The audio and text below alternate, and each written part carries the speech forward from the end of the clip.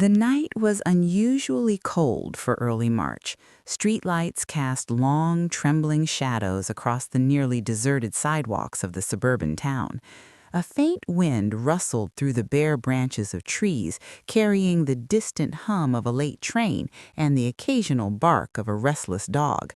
Most houses were dark, their inhabitants either asleep or ignoring the chill. But in the heart of town, one apartment glowed warmly. Emily Harper's. Emily, 28, had always been meticulous, organized, and careful. Her apartment reflected it: neat stacks of books on the coffee table, a kitchen counter wiped clean, and photos of her travels on the walls, smiling faces and serene landscapes frozen in time. Yet, beneath this orderly exterior, Emily carried a quiet anxiety she rarely shared. Lately, she had felt watched, followed, and she hadn't understood why. Tonight, that unease would push her into circumstances that would change her life forever. She glanced at her phone as she left her office building. The clock read 10:35 p.m.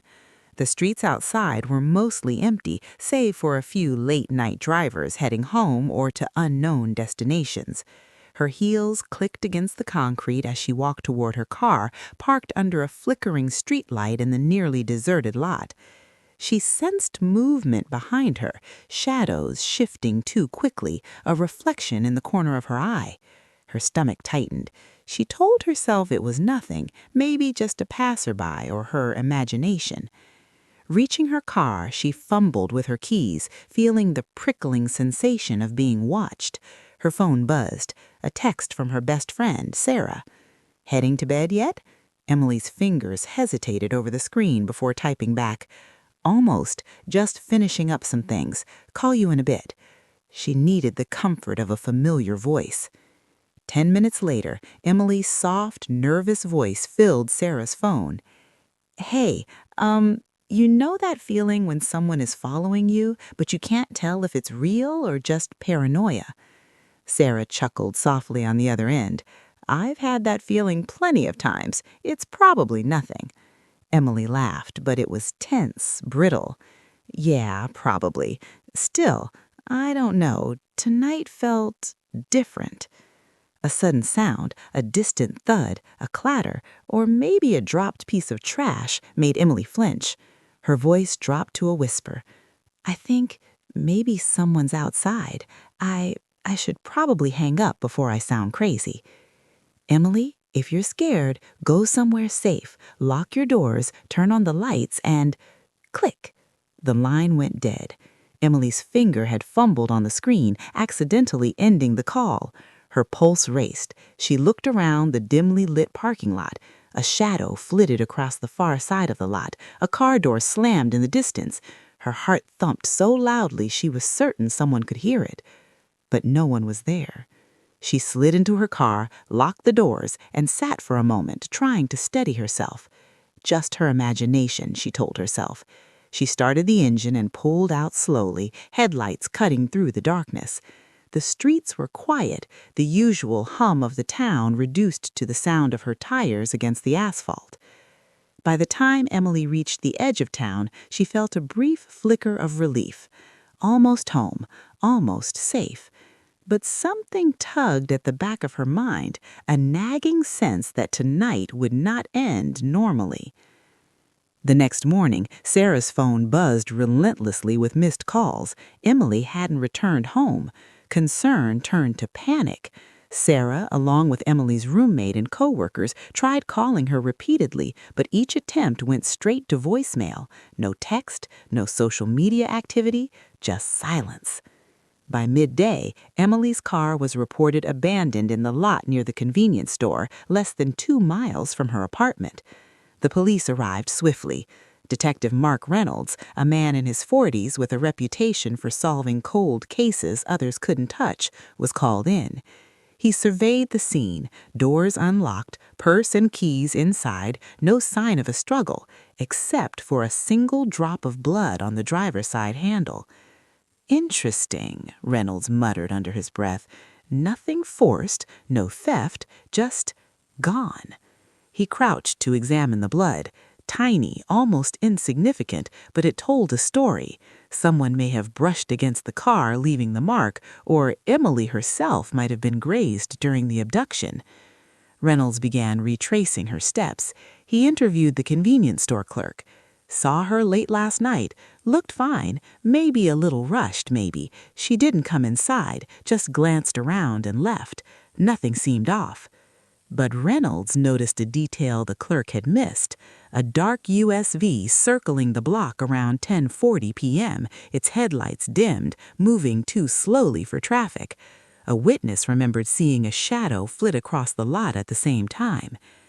Back at Emily's apartment, Reynolds examined her digital footprint, texts from unknown numbers, emails she hadn't sent anyone, a web search history filled with missing person reports from neighboring towns. Each click, each search entry hinted at something bigger, something Emily might have stumbled onto. Her friends provided fragments of insight. She had been secretive recently, staying late at the office, taking long walks at odd hours. Emily had confided little, and now those fragments formed a puzzle Reynolds was determined to solve. By nightfall, the town was restless. Flyers of Emily's smiling face were plastered on street corners. Local news reported her disappearance. And yet, one detail stood out to Reynolds, gnawing at him more than anything else. Emily's phone showed a 10-second call to an unknown number at 10:42 p.m., just before her disappearance, a call that would become infamous as her last call. The detective sat in his car reviewing the call logs and messages, replaying the fragments of information. He felt the chill that often accompanied cases like this, the kind that whispered, "This isn't random. Someone took her, and she left a trail, maybe on purpose, maybe as a final desperate act." Detective Mark Reynolds sat in his car, the dashboard casting a cold, pale glow across his tired face. Outside, the town had gone quiet again, but the quiet felt heavy, oppressive, as if it were holding its breath, waiting for the next piece of the puzzle to reveal itself. He stared at Emily Harper's phone records, the 10-second call to an unknown number replaying in his mind. That tiny fragment, inconspicuous to most, was the thread that might unravel the entire case, or lead nowhere. Reynolds had a hunch. Emily hadn't just disappeared. She had sensed something coming. The fear in her voice during the last call wasn't imagined. Someone had been watching her. But who? And why? The first lead came the following morning. A neighbor, an elderly man named Mr. Callahan, came forward after seeing the news reports. "I saw a black SUV circling the lot that night," he said, voice trembling. "It slowed near her car, then it disappeared behind the trees. I didn't think much of it at the time, thought it was someone looking for the store." Reynolds noted it in his report. Black SUV around 10:40 p.m., possibly involved in the disappearance. He felt a familiar chill as he realized how precise this timing was. The shadow had been close, almost predatory. Next, Reynolds spoke with Emily's coworkers. Most were shocked. Emily had always been quiet, professional, and polite, but now stories emerged that painted a more complex picture. She had been staying late nights at the office, ostensibly finishing projects, but there were gaps in her explanations. Some colleagues mentioned her sudden interest in missing person reports from neighboring towns. She kept talking about strange patterns, cases no one could explain, one coworker said. She seemed obsessed. This new detail unnerved Reynolds. He had handled countless disappearances, but something about Emily's situation felt different. Unlike typical abductions, this felt deliberate, almost targeted. The detective returned to Emily's apartment for a deeper search. Her bedroom was meticulous, but subtle details betrayed her growing anxiety. A journal lay open on her nightstand, filled with short, frantic entries. Some were cryptic. "They're closer tonight. I need to leave a clue." Others were more personal, confiding her fear, but never naming names. Reynolds felt a pang of admiration. Emily had thought ahead, leaving breadcrumbs in case the worst happened. Among her papers, he found a receipt for a nearby motel room. It was booked under a fake name for the exact night of her disappearance. Inside the motel folder, her journal continued with even more detailed coded entries. "If you find this, look to the shadows, follow the numbers, trust no one passage read. Reynolds frowned. It was as if she were daring someone to follow her trail, a trail designed to protect herself. But from what? The first real clue came from Emily's digital life. Reynolds pulled her social media accounts and messages. Most were innocuous, but a single private message caught his attention. It was from an unknown sender, the word short and threatening. "You shouldn't have looked. You can't run." The detective leaned back in his chair, rubbing his temples. "So it's not random," he muttered aloud. "Emily stumbled onto something, or someone who didn't want to be found." Meanwhile, Emily's disappearance began affecting the town. Flyers plastered on lampposts, Facebook posts, and local news bulletins fueled worry. The narrative of a young woman vanishing in a quiet suburb unnerved everyone, creating rumors and fear. Friends and neighbors speculated wildly. Was she running from a personal problem? Did she leave voluntarily? Or had someone taken her? Red herrings quickly surfaced. One friend claimed she saw a man in a hoodie near Emily's apartment on the night of the disappearance. Another insisted she spotted Emily walking alone near the train tracks earlier that week. Each lead seemed plausible, but none panned out. Reynolds knew the danger of chasing false trails. Someone had planned this carefully. Days into the investigation, a breakthrough emerged. Surveillance footage from a gas station near the convenience store showed Emily walking alone. Behind her, a shadow loitered, too indistinct to identify, but moving deliberately, almost stalking her. The grainy video hinted at intent. Reynolds analyzed it frame by frame, his gut telling him that this figure was crucial. Further digging revealed Emily's secret research. She had been studying a string of missing women cases across the state. Each incident had similarities: disappearances near late-night convenience stores, cryptic messages left behind, and mysterious vehicles reported in the area. One connection stood out: a suspect name, Vincent Hale. Reynolds' eyes narrowed. The man had a criminal record for harassment and stalking. He was intelligent, meticulous, and obsessed. Reynolds knew the risk of approaching such a man directly. He spent hours mapping out Vincent's known locations, habits, and patterns. He began a methodical plan to anticipate his next move, but time was not on his side. Another clue surfaced unexpectedly.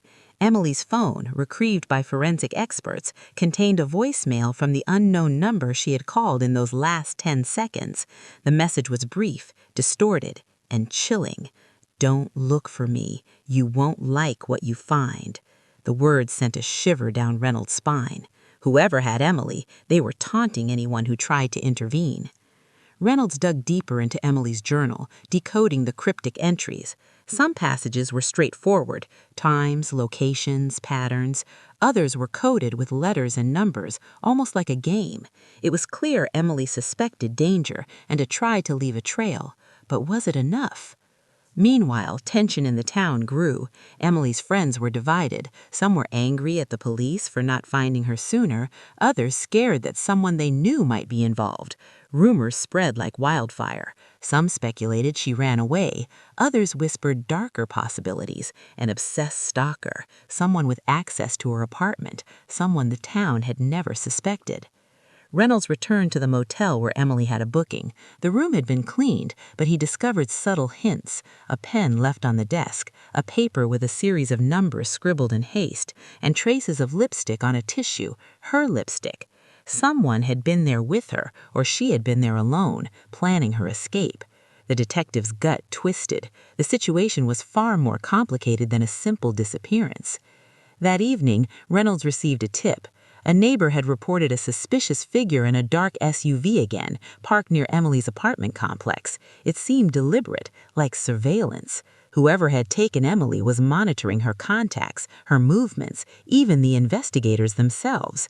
By the end of part 2, Reynolds pieced together the chilling realization that Emily's disappearance was not random. She had been careful, intelligent, and yet someone had still taken her. A pattern was emerging, a trail leading somewhere specific but deliberately obscured, filled with misdirection, red herrings, and psychological games. Emily left clues, but they were almost like a challenge to the kidnapper. Follow if you dare. As night fell once more over the town, Reynolds sat alone in his car, studying Emily's journal under the faint light. A single line stood out, scrawled hurriedly in pencil. "If I vanish, look to the shadows. Time is running. Trust no one." Somewhere, not far away, a dark SUV moved silently along the streets, headlights dimmed. A figure watched Reynolds' car, calm, patient, confident. The game was far from over, and Emily Harper's story, her last call, her disappearance, her fight for survival, was only just beginning.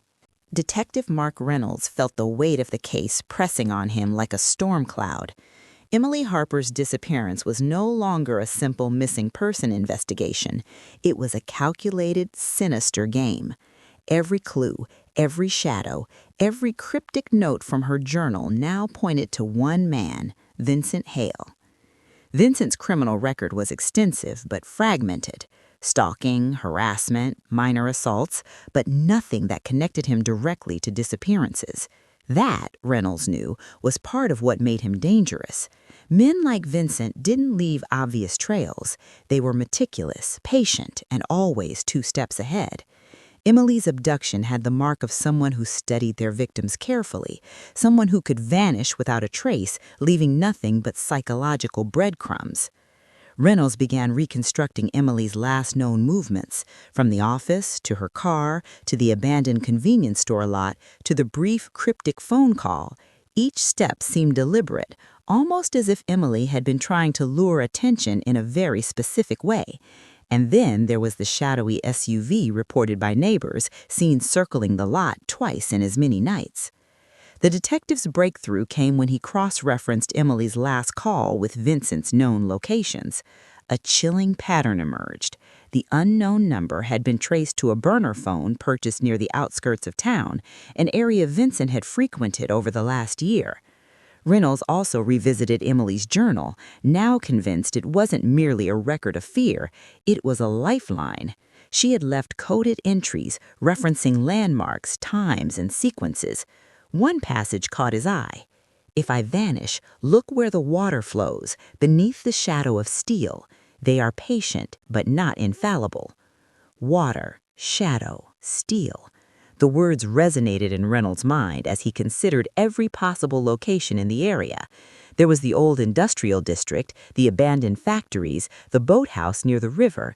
Each location matched the cryptic hints. Meanwhile, the psychological tension in the town was escalating.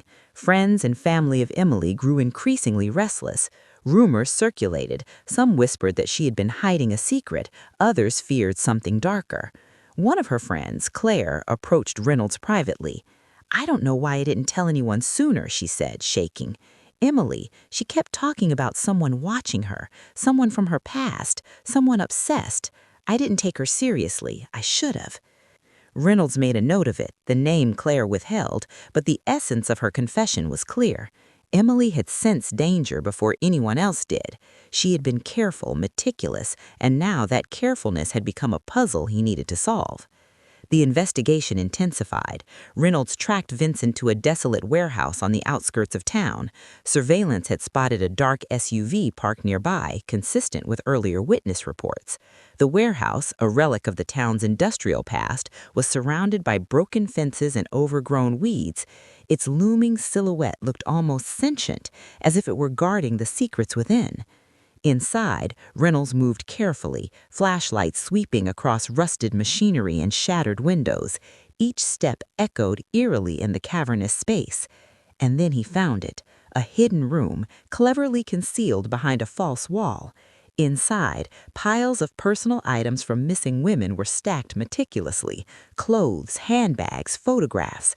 Reynolds' stomach twisted. The room was not only a trophy chamber, it was a chilling record of Vincent Hale's obsessions, each item cataloged with precision. And then came the breakthrough. A faint sound, a soft shuffle from the corner of the room. Reynolds froze. Could it be Emily? He approached cautiously, heart pounding. Hidden beneath a stack of crates, he found her, Emily Harper, disheveled, frightened, but alive. Her hands were chained, but her spirit had not broken. Her eyes widened in relief when she saw Reynolds. "Detective, you found me," she whispered, voice shaking. But before relief could settle, the danger surged again. Vincent appeared in the doorway, calm and deliberate, a twisted smile on his face. "You shouldn't have come here," he said, voice low and controlled. "She belongs to me now." Reynolds instinctively stepped between them. "Vincent, it's over. Let her go." The standoff was tense. Vincent's eyes flicked to Emily, then back to Reynolds. He had the patience of a predator, the confidence of someone who believed himself untouchable. But Reynolds wasn't here to negotiate. He was here to end it. Emily, seizing the moment, began speaking rapidly. "Detective, the chains. There's a release latch on the left side of the crate." Reynolds followed her instructions, freeing her quietly. The small victory shifted the balance of power. Vincent lunged, and Reynolds tackled him to the ground. The struggle was brief but intense. Every second felt stretched, drawn out by fear and adrenaline. Vincent fought with desperation, but the detective's resolve was stronger. He finally subdued Vincent, cuffing him and ensuring he couldn't escape. With Vincent restrained, Reynolds turned to Emily. She was shaken, trembling, but alive. Her journal, which had guided him to her, now seemed almost prophetic. She had left a trail, anticipating the danger, and it had saved her life. Outside the warehouse, the early light of dawn began to creep across the horizon. Reynolds watched as Emily was escorted to safety, her friends and family waiting nearby. The town, still unaware of the full scope of what had happened, would soon learn that the disappearance had not been random. It had been planned, orchestrated by a meticulous predator, and countered by a woman whose intelligence and foresight were as sharp as her fear was real. Reynolds reflected on the case as he sat in his car later that morning. Emily's last call, the 10 seconds of tension and warning, had been a lifeline. It was a small thread, almost invisible, that led him through a labyrinth of deception and danger. Without it, she might never have been found. But the case left him with lingering questions. How many others had Vincent targeted? How many clues had been left undiscovered? And how had Emily sensed the threat so acutely, anticipating danger before anyone else did? As Emily embraced her family, tears and relief mingling, Reynolds knew one thing with certainty. The last call she made had not only saved her life, it had exposed the terrifying mind of a man who believed he could act without consequences.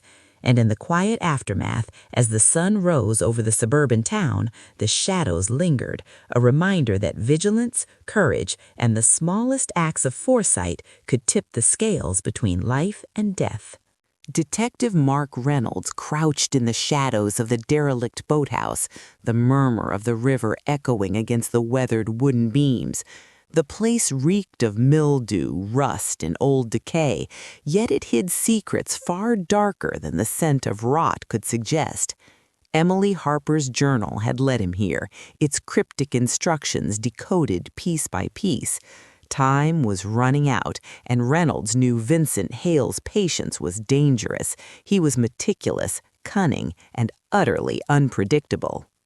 The last call Emily had made to her best friend had contained subtle clues, invisible to anyone but Reynolds. In her trembling voice, she had hinted at a landmark by the river, a boathouse she had often walked past during evening jogs. The detective had pieced together the final line of her coded journal entry. "Beneath the shadow, where water meets steel, you will find me." It was the perfect hideaway for someone like Vincent. Over the years, the boathouse had fallen into disrepair, its wooden planks warped, windows broken, and entrance overgrown with weeds. Yet Reynolds knew the signs Vincent had left: a dark SUV spotted twice in the vicinity, a trail of footprints hidden beneath overgrown grass, and subtle disturbances in the riverbank mud that hinted at recent activity. Reynolds drew his weapon, every sense heightened. The faintest creak echoed across the river. He paused, listening. Somewhere inside, Emily waited, trapped, frightened, but alive. He could feel it. He moved quietly, scanning the structure. Rusted nails protruded from broken beams, shattered glass crunched beneath his boots, and then a faint moan, a voice he recognized instantly. Emily. "Detective, over here," she whispered, hoarse and panicked. Following the sound, Reynolds found her hidden behind a stack of crates, chained but alert. Her face was pale, streaked with dirt and tears, yet her eyes were sharp, filled with relief and defiance. I didn't think anyone would find me," she said, voice trembling. "Stay calm, Emily," Reynolds instructed. "I've got you. Just stay put." But before he could free her, the tension erupted. From the far doorway of the boathouse emerged Vincent Hale, his presence deliberate, measured, a twisted calm in his eyes. "You shouldn't have come," he said, voice low and controlled, almost conversational, as if he were proud of his meticulous planning. "She belongs to me now." Reynolds instinctively stepped in front of Emily. "It's over, Vincent. Let her go." Vincent's gaze shifted between the two of them. He measured Reynolds' resolve, the faint glint of determination in his eyes. For a moment, the air was taut with anticipation, every second stretched by the tension between predator and pursuer. Then, with a sudden, almost theatrical motion, Vincent lunged. Reynolds reacted instantly. He grabbed Vincent, wrestling him to the ground, the struggle violent but controlled. Vincent fought with desperation, his strength fueled by obsession, but Reynolds' training held firm. Emily, watching from behind the crates, realized the chains binding her hands might still be her tool. In a sudden act of courage, she began working on the hidden latch Vincent hadn't noticed, freeing herself just enough to assist Reynolds. With a final, coordinated effort, Reynolds subdued Vincent, cuffing him tightly. Vincent's furious struggle subsided as he realized his control had ended. For the first time in the entire ordeal, his smirk faltered, replaced by pure frustration. Reynolds finally turned to Emily. She was shaken, trembling, but alive. Her journal, the coded entries she had left behind, had guided him to this very moment. She had anticipated danger, leaving clues not only for herself, but for anyone capable of reading them. Outside, dawn had begun to creep over the horizon. The river glimmered with the soft gold of early sunlight, a stark contrast to the darkness that had consumed Emily for so long. Emergency personnel arrived, led by uniformed officers who quickly took Vincent into custody. Emily was escorted to safety, the chains removed, the terror of the past days slowly giving way to relief. Her family and friends waited nearby, faces etched with worry and disbelief. When Emily emerged, they rushed to her side, enveloping her in hugs, tears mingling with smiles. Reynolds watched from a distance, his mind still processing the intensity of the rescue. Emily's courage, intelligence, and foresight had saved her life, but the case left lingering unease. Vincent Hale was one man, but the patterns he followed, the care with which he planned, suggested a mind that could repeat such horrors elsewhere. Reynolds escorted Emily to a waiting vehicle, keeping her close and protective. She leaned into him, exhausted but resolute. I knew if I left clues someone would find them," she admitted softly. "I just didn't know if anyone could read them in time." "You did everything right," Reynolds said, his voice steady, "and it worked. You survived." The news of Emily's rescue spread quickly. The town, still reeling from the initial shock of her disappearance, breathed a collective sigh of relief. For weeks, the story dominated headlines. Woman found alive after abduction. Detective credits her cleverness and courage. But behind the news, the deeper story remained, the psychological game between predator and prey, the coded journal, and the last call that had changed everything. Reynolds spent the following days compiling evidence. Vincent's meticulous collection of items from previous victims, combined with Emily's journal and the physical evidence from the boathouse, ensured that he would face justice for his crimes. Yet Reynolds knew the impact would linger. For Emily, for the town, for everyone involved, the experience left scars, both visible and invisible. One quiet evening, Reynolds returned to the riverbank near the boathouse. He stared at the water, reflecting on the ordeal. Emily's last call, brief and desperate, had been the key. It was a reminder that even a single, seemingly small action could carry immense weight, a thread connecting the threatened to the savior, the hunted to the hunter. Emily herself, now safe at home, reflected on the ordeal with gratitude and lingering fear. She had survived not because of luck alone, but because she had anticipated danger, acted cleverly, and most importantly, refused to give in to despair. In the end, the case was closed, the predator apprehended, and Emily Harper reunited with the people she loved. But the lessons remained stark: vigilance, courage, and the subtle power of leaving clues in desperate situations could tip the balance between life and death. And somewhere in the quiet suburban town, beneath the calm streets and ordinary facades, a single truth lingered. A last call, a brief voice trembling in fear, had been enough to save a life and bring a dangerous man to justice.